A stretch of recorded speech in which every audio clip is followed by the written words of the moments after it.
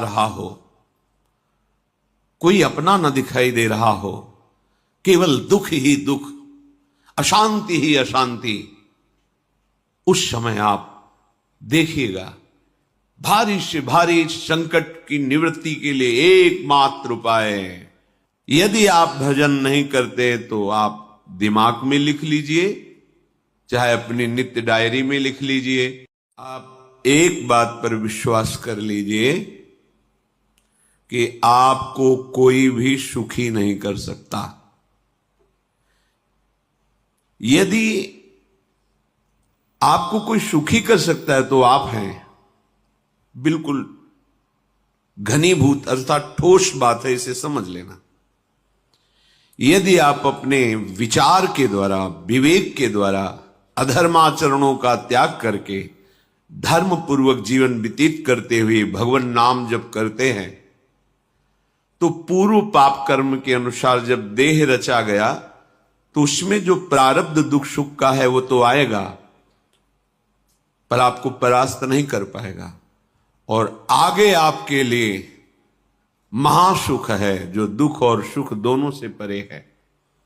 अखंड प्रसन्नता, अखंड आनंद, वो केवल आपके करने से होगा।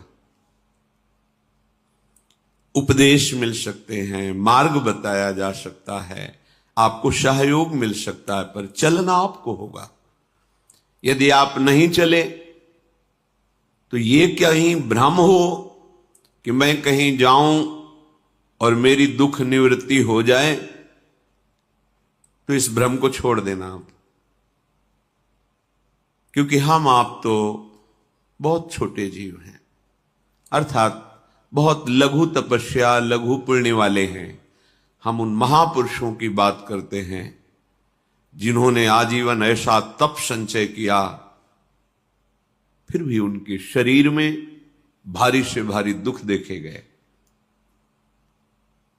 ये दुख और सुख एक भ्रमात्मक इंद्रजाल है माया का, ना दुख है न सुख है। जैसे जो सपने सिर काटे कोई, बिन जागे दुख दूर न होई। ऐसे स्वप्न में तुम चक्रवर्ती सम्राट बन जाओ तो जगने पर तुम थोड़ी रहोगे, तुम जो हो वही होगे। हम भगवान के चिदानंद अंश हैं।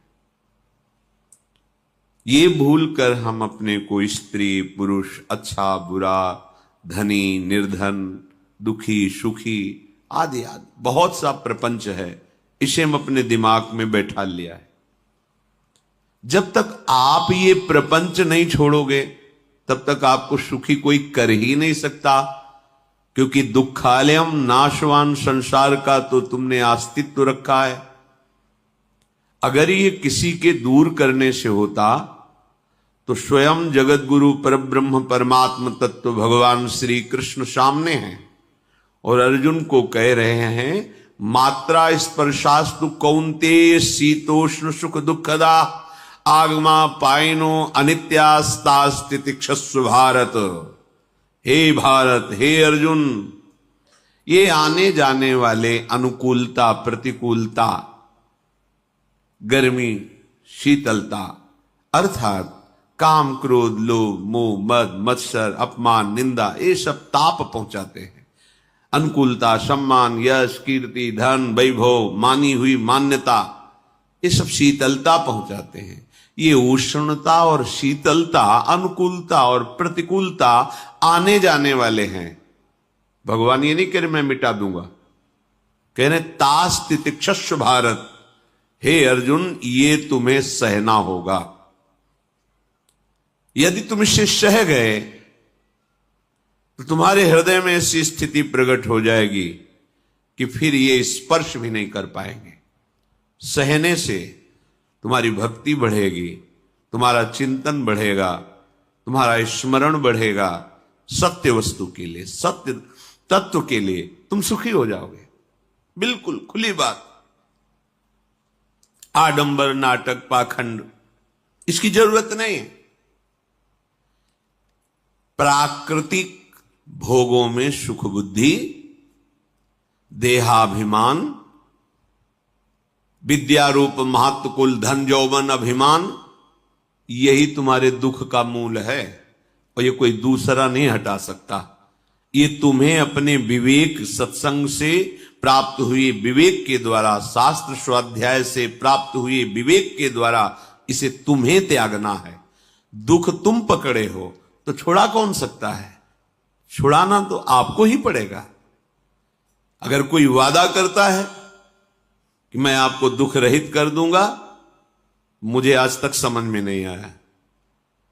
दुख रहित होने का जो उपाय है वो गुरुजन, महापुरुष, संत जन बताते हैं कि जब चारों ओर अंधेरा छा रहा हो, कोई अपना न दिखाई दे रहा हो, केवल दुख ही दुख, अशांति ही अशांति, उस समय आप देखिएगा कोई एक है जो आपको बहुत प्यार कर रहा है। वो हमारे प्रभु हैं। आप जिनकी तरफ पीठ किए हो और जहां दुख है उधर मुख किए हो, वापस घूमो, सन्मुख होइएगा। सन्मुख होए जीव मोहि जबहि, जन्म कोटि अघनाशों तबहि। करोड़ों जन्मों के पाप नष्ट कर देते हैं भगवान। जहां प्रभु की तरफ हुए तो पता चला बहुत जन्मों से बिछुड़ा था, वो मेरे स्वामी मिल गए। भारी से भारी संकट की निवृत्ति के लिए एकमात्र उपाय भगवान श्री हरि का आश्रय, उनके नाम का जप। सत्य मान लीजिए, आडंबर से कुछ नहीं होना। चाहे जितने जंतुर बांध लो, चाहे जितना जो कुछ जादू टोना जो मनावे सो कर लो, बारी मथे घृत होए बरु शिकताते बरु तेल, बिनु हरि भजन न भवतरी यह सिद्धांत अपेल। विनिश्चितम बदामि तेन अन्यथा वचांस में हरि भजन्ति। अटल बात है, यदि भजन नहीं करोगे तो तुम्हें कोई सुखी नहीं कर सकता। तात्कालिक आपको ऐसा लग सकता है मेरा काम बन गया, नहीं, वो तत्कालिक है। हमारा काम बनना तो तब होगा जो हमारा आवागमन मिट जाए, सदा सदा के लिए मुझे ऐसी वस्तु प्राप्त हो जाए कि जहां चाह ही खत्म।